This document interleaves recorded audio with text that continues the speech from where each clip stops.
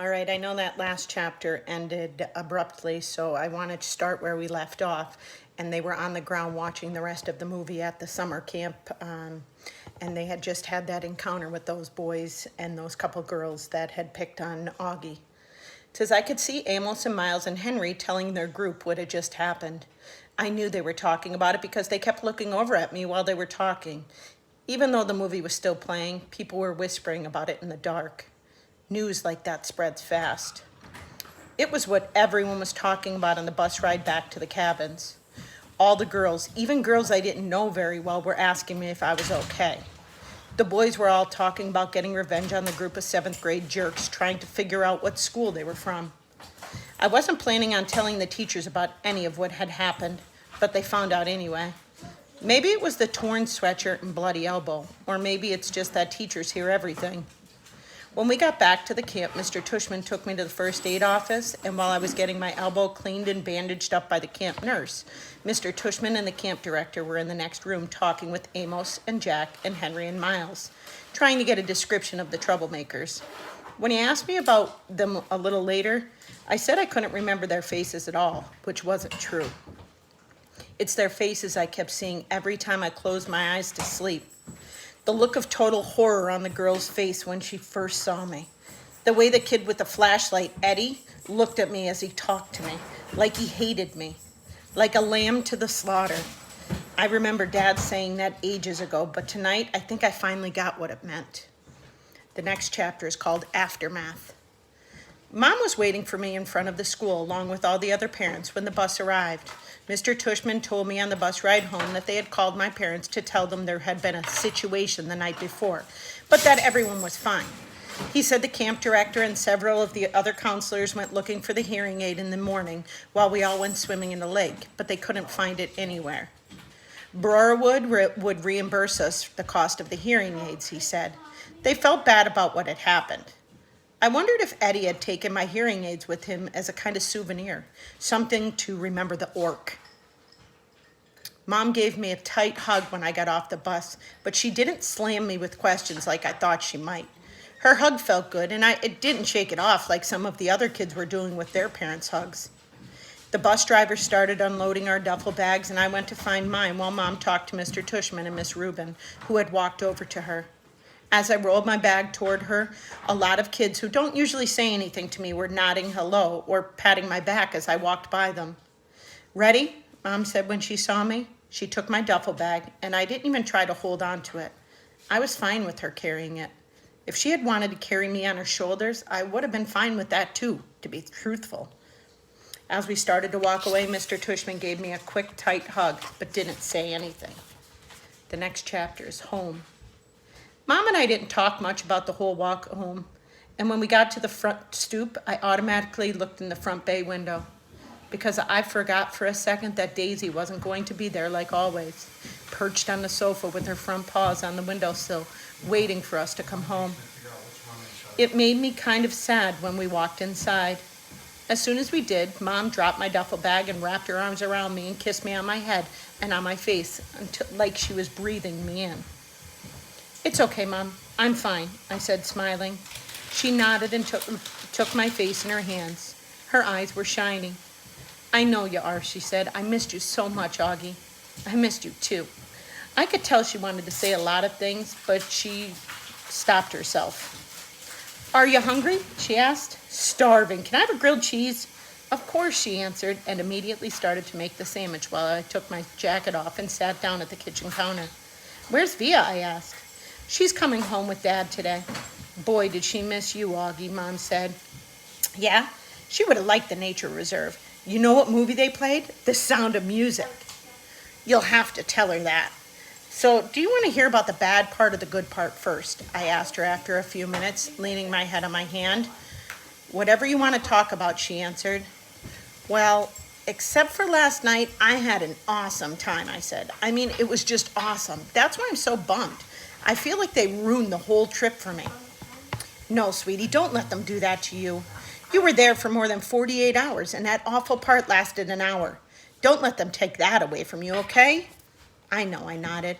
Did Mr. Tushman tell you about the hearing aids? Yes, he called us this morning. Was Dad mad? because they're so expensive? Oh my gosh, of course not, Augie. He just wanted to know that you were all right. That's all that matters to us, and that you don't let those thugs ruin your trip. I kind of laughed at the way she said the word thugs. What? She asked. Thugs, I teased her. That's kind of an old-fashioned word. Okay, jerks, morons, imbeciles, she said, flipping over the sandwich in the pan. Cretinos, as my mother would have said. Whatever you want me to call them. If I saw them on the street, I would. She shook her head. They were pretty big, Mom. I smiled. 7th graders, I think. She shook her head. 7th graders? Mr. Tushman didn't tell us that. Oh, my goodness. Did he tell you how Jack stood up for me, I said? And Amos, like, bam, he rammed right into the leader. They both crashed to the ground like in a real fight. It was pretty awesome. Amos's lip was bleeding and everything. He told us there was a fight, but, she said, looking at me with her eyebrows raised, I'm just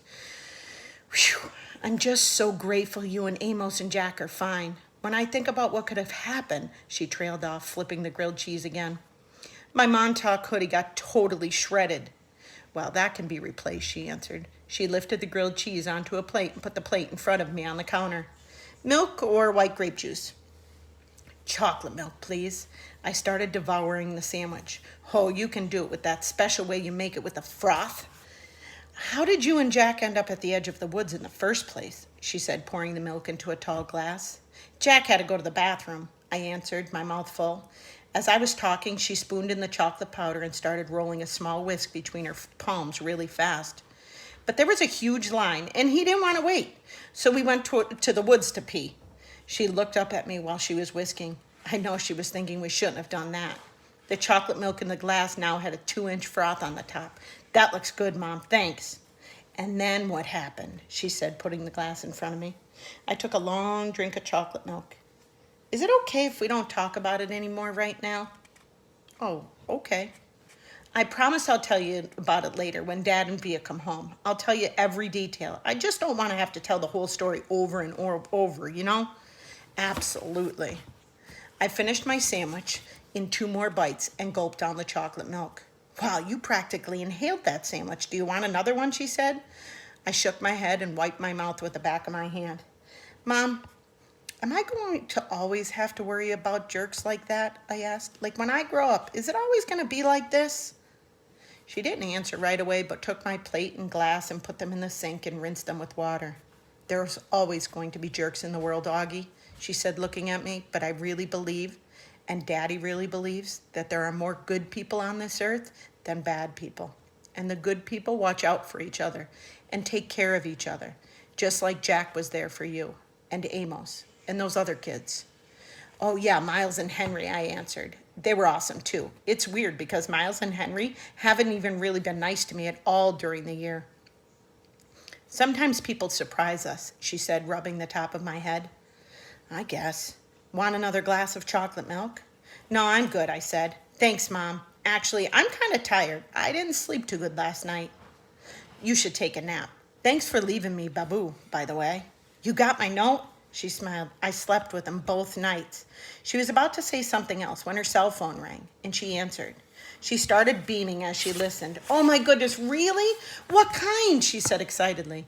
Yep, he's right here. He was about to take a nap. Want to say hi? Oh, okay, see you in a few minutes. She clicked it off. That was Daddy, she said excitedly. He and Vera are just down the block. He's not at work, I said. He left early because he couldn't wait to see you, she said. So don't take a nap quite yet. 5 seconds later, Dad and Via came through the door. I ran into Dad's arms, and he picked me up and spun me around and kissed me. He didn't let me go for a full minute until I said, Dad, it's okay. And then it was Via's turn, and she kissed me all over like she used to do when I was little.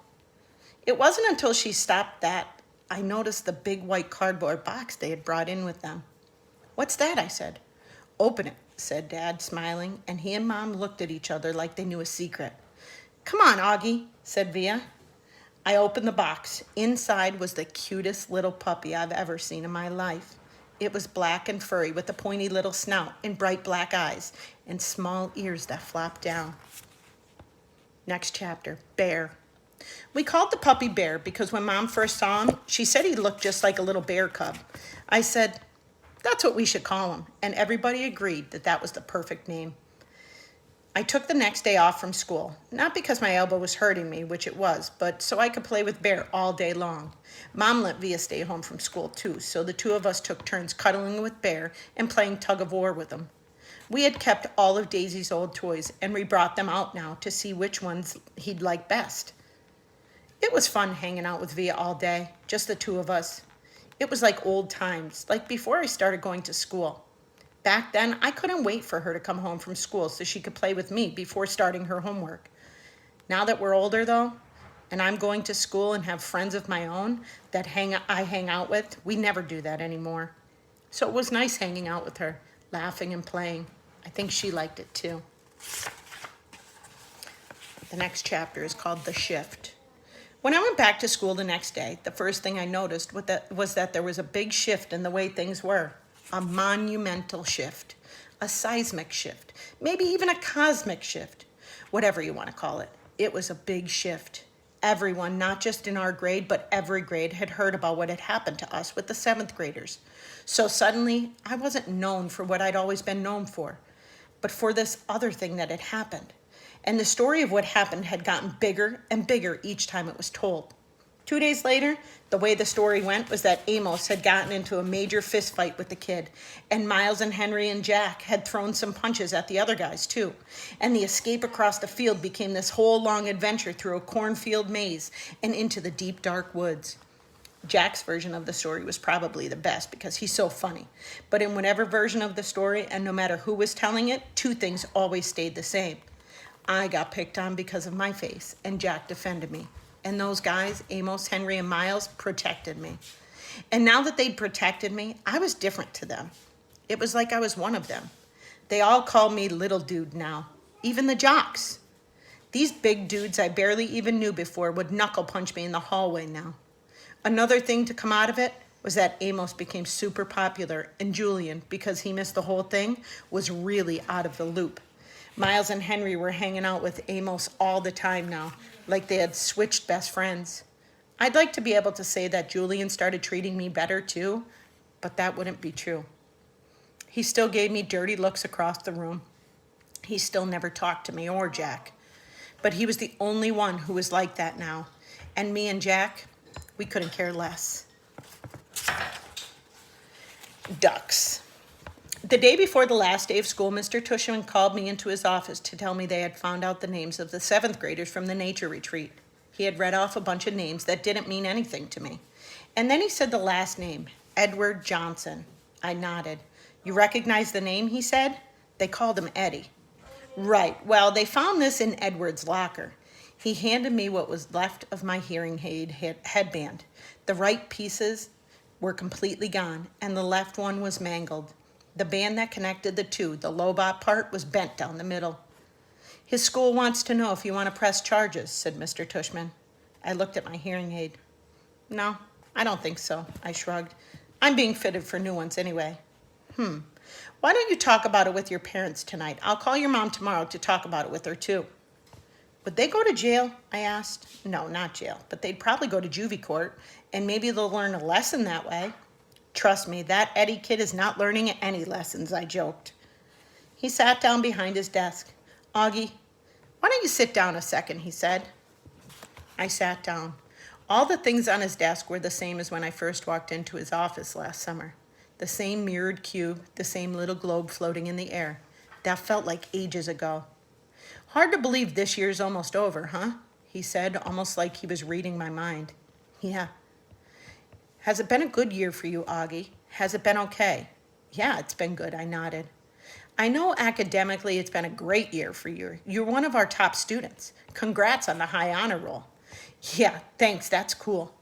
But I know it's had its share of ups and downs, he said, raising his eyebrows. Certainly that night at the Nature Reserve was one of the low points. Yeah, I nodded, but it was also kind of good, too. In what way? Well, you know how people stood up for me and stuff? That was pretty wonderful, he said, smiling. Yeah, I know in school things got a little hairy with Julian at times. I have to admit, he surprised me with that one.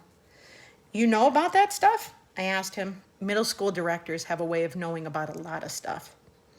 Do you have, like, secret security cameras in the hallway? I joked. And microphones everywhere, he laughed. No, seriously. He laughed again. No, not seriously. Oh, but teachers know more than kids think, Augie. I wish you and Jack had come to me about the mean notes that were left in their lockers. How do you know about that? I said. I'm telling you, middle school directors know all. It wasn't that big a deal, I answered. And we wrote notes too. He smiled. I don't know if it's public yet, he said, though it will be soon anyway, but Julian Albans is not coming back to Beecher Prep next year. What? I said. I honestly couldn't hide how surprised I was. His parents don't think Beecher Prep is a good fit for him. Mr. Tushman continued, raising his shoulders. Wow, that's big news, I said. Yeah, I thought you should know. Then suddenly I noticed that the pumpkin portrait that used to be behind his desk was gone, and my drawing, my self-portrait as an animal that I drew for the New Year art show, was now framed and hanging behind his desk. Hey, that's mine, I pointed. Mr. Tushman turned around like he didn't know what I was talking about. Oh, that's right, he said, tapping his forehead. I've been meaning to show this to you for months now. My self-portrait as a duck, I nodded. I love this piece, Augie, he said. When your art teacher showed it to me, I asked her if I could keep it for my wall. I hope that's okay with you. Oh, yeah, sure. What happened to the pumpkin portrait? Right behind you. Oh, yeah, nice. I've been meaning to ask you since I hung this up, he said, looking at it. Why did you choose to represent yourself as a duck? What do you mean? I answered. That was the assignment. Yes, but why a duck, he said. Is it safe to assume that it was because of the story of the ugly duckling, or the duck that turns into a swan? No, I laughed, shaking my head. It's because I think I look like a duck. Oh, said Mr. Tushman, his eyes opening wide. He started laughing. Really? Huh? Here I was looking for symbolism and metaphors, and sometimes a duck is just a duck. Yeah, I guess, I said, not quite getting what he thought that was so funny. He laughed to himself for a good 30 seconds. Anyway, Augie, thanks for chatting with me, he said finally. I just want you to know it's truly a pleasure having you here at Beecher Prep, and I'm really looking forward to next year. He reached across the desk, and we shook hands. See you tomorrow at graduation. See you tomorrow, Mr. Tushman. The last precept. This was written on Mr. Brown's chalkboard when we walked into English class for the last time.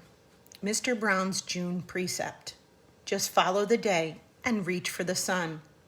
Have a great summer vacation, Class 5B. It's been a great year, and you've been a wonderful group of students. If you remember, please send me a postcard this summer with your personal precept. It can be something you made up for yourself or something that you've read somewhere that means something to you. If so, don't forget the attribution, please. I really look forward to getting them. Tom Brown, 563 Sebastian Place, Bronx, New York, 10053. That's not a real address. We already looked.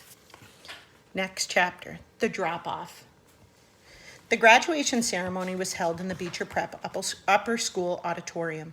It was only about a 15-minute walk from our house to the other campus building, but Dad drove me because I was all dressed up and had on a new shiny black shoes that weren't broken in yet, and I didn't want my feet to hurt.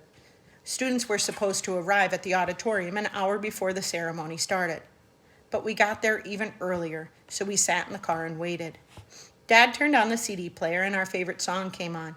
We both smiled and started bobbing our heads to the music. Dad sang along with the song. Andy would bicycle across the town in the rain to bring you candy. Hey, is my tie on straight? I said. He looked and straightened it a tiny bit as he kept on singing. And John would buy the gown for you to wear to the prom. Does my hair look okay? I said. He smiled and nodded. Perfect, he said. You look great, Augie. Via put some gel in it this morning, I said, pulling down the sun visor and looking in the little mirror. It doesn't look too puffy? No, it's very, very cool, Augie. I don't think you've ever had it this short before, have you? No, I got it cut yesterday. I think it makes me look more grown up, don't you? Definitely. He was smiling, looking at me and nodding. But I'm the luckiest guy on the Lower East Side, 'cause I got wheels and you want to go for a ride. Look at you, Augie, he said, smiling from ear to ear. Look at you, looking so grown up and spiffy. I can't believe you're graduating from the 5th grade. I know, it's pretty awesome, right? I nodded. It feels like just yesterday that you started. Remember I still had that Star Wars braid hanging from the back of my head? Oh my gosh, that's right, he said, rubbing his palm over his forehead. You hated that braid, didn't you, Dad? Hate is too strong a word, but I definitely didn't love it. You hated it. Come on, admit it, I teased. No, I didn't hate it, he smiled, shaking his head, but I will admit to hating that astronaut helmet you used to wear. Do you remember? The one Miranda gave me? Of course I remember. I used to wear that thing all the time. Good God, I hated that thing, he laughed, almost more to himself. I was so bummed when it got lost, I said. Oh, it didn't get lost, he answered casually. I threw it out. Wait, what? I said. I honestly didn't think I heard him right. The day is beautiful, and so are you, he's singing. Dad, I said, turning the volume down. What? He said. You threw it out? He finally looked at my face and saw how mad I was. I just couldn't believe he was being so matter-of-fact about the whole thing. I mean, to me, this was a major revelation, and he was acting like it was no big deal. Augie, I couldn't stand seeing that thing cover your face anymore, he said clumsily. Dad, I love that helmet. It meant a lot to me. I was bummed beyond belief when it got lost. Don't you remember? Of course I remember, Augie, he said softly. Oh, Augie, don't be mad. I'm sorry. I just couldn't stand seeing you wear that thing on your head anymore. You know, I didn't think it was good for you. He was trying to look me in the eye, but I wouldn't look at him. Come on, Augie, please try to understand, he continued, putting his hand under my chin and tilting my face toward him. You were wearing that helmet all the time, and the real truth is, I miss seeing your face, Augie. I know you don't always love it, but you have to understand I love it. I love this face of yours, Augie, completely and passionately. And it kind of broke my heart that you were always covering it up. He was squinting at me like he really wanted me to understand. Does Mom know? I said. He opened his eyes wide. No way, are you kidding? She would have killed me. She tore the place apart looking for that helmet, Dad. I said, I mean, she spent like a week looking for it in every closet, in the laundry room, everywhere. I know, he said, nodding. That's why she'd kill me. And there he looked at me, and something about his expression made me start laughing, which made him open his mouth wide, like he'd just realized something. Wait a minute, Augie, he said, pointing his finger at me. You have to promise me you will never tell Mom anything about this. I smiled and rubbed my palms together like I was about to get very greedy. Let's see, I said, stroking my chin. I'll be wanting that new Xbox when it comes out. And I'll definitely be wanting my own car in about 6 years. A red Porsche would be nice. And he started laughing. I love it when I'm the one who makes Dad laugh, since he's usually the funny man that gets everybody else laughing. Oh boy, he said, shaking his head. You really have grown up. The part of the song we loved to sing the most started to play, and I turned up the volume. We both started singing. I'm the ugliest guy on the Lower East Side, but I've got wheels and you wanna go for a ride. Wanna go for a ride, wanna go for a ride, wanna go for a ride. We always sang this last part at the top of our lungs, trying to hold our last note as long as the guy who sang the song, which always made us crack up. While we were laughing, we noticed Jack had arrived and was walking over to our car. I started to get out. Hold on, said Dad. I just want to make sure you've forgiven me, okay? Yes, I forgive you. He looked at me gratefully. Thank you. But don't ever throw anything else out of mine again without telling me. I promise. I opened the door and got out just as Jack reached the car. Hey, Jack, I said. Hey, Augie. Hey, Mr. Pullman, said Jack. How you doing, Jack? Said Dad. See you later, Dad, I said, closing the door. Good luck, guys, Dad called out, rolling down the front window. See you on the other side of 5th grade. We waved as he turned on the ignition and started pulling away, but then I ran over and stopped the car. I put my head in the window so Jack wouldn't hear what I was saying. Can you guys not kiss me in a lot after graduation? I asked quietly. It's kind of embarrassing. I'll try my best. Tell Mom, too. I don't think she'll be able to resist, Augie, but I'll pass it along. Bye, dear old Dad. He smiled. Bye, my son, my son. Okay, so I'm going to stop here, but I'm going to put another video on today as well, just to finish up the book for you.